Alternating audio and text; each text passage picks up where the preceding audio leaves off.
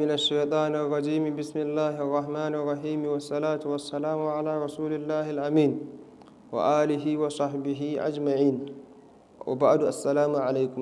إن شاء الله تعالى ذا مدوباني بسا أكيدون أهل السنة لأن شيئا da bambancin da ke tsakaninsu. Za mu fara da magana kan aƙidar ahlus sunna. Yake cewa anna ahlus sunnati yafhamu min aqidatihim ko yufhamu min aqidatihim, za a fahimta daga cikin aqidunsu annan nabiyyi sallallahu alaihi wa sallam, lallai annabi tsira da aminci Allah su tabbata gare shi, ba'asa ila nasi ama, an aiko shi ne zuwa ga mutane baki daya. Wa annahu yajibu an yunqalu atba'ahu sunnatihi ila man ba'dahu, ya wajabta waɗanda suke tare da shi su naƙalto abinda suka sani game da shi zuwa ga waɗanda suka zo bayansa.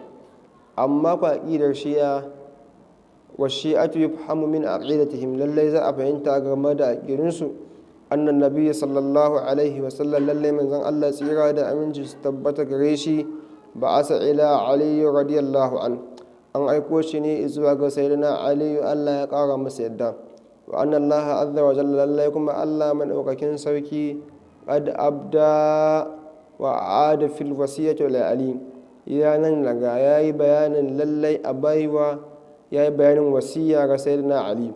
Wa anna al-amr bil iblagi, lallai umarni da Allah yayi da isar da manzanci, ya ayyuhan nabiy balligh ma unzila ilayka min rabbik fa in lam taf'al fama ballagta risalata wallahu ya'simuka minan nasi. Wannan aya da Allah ya ce ya kai wannan annabi ka isar da abin da aka umarce ka daga ubangijinka, sai suka ce su ma'anarsu ma'anaha al-iblagul wasiya, ka isar da maganar wasici cewa bayan ka tafi ga wanda zai zama wasiyi, wanda zai zama ya gaje ka.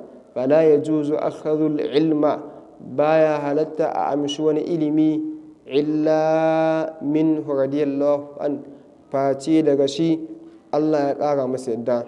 Idan in ku haka ne, kullu dinin al-mubligh min ghairihi laysa dinan, duk wani addini da aka isar da shi ba ta hannunsa ba bai kasance addini ba. Wannan aƙida ce ta 'yan shi'a.